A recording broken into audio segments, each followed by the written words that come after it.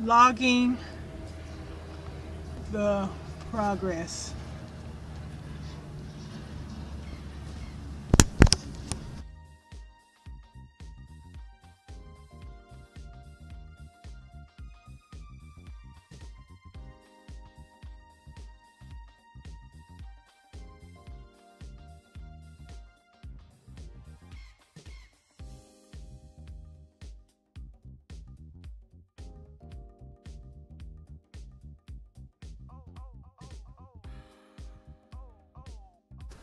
Hey guys, just doing a little update on my Sansevieria that I propagated way back in February of 2018.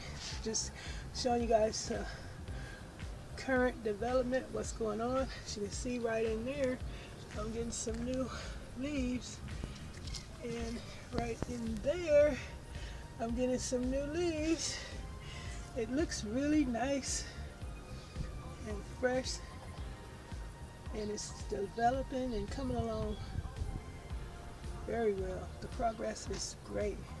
Since February 2018, when I first started the propagation of this plant, you see the leaves down there that I first started back in February 2018. Look at those babies. It looks beautiful.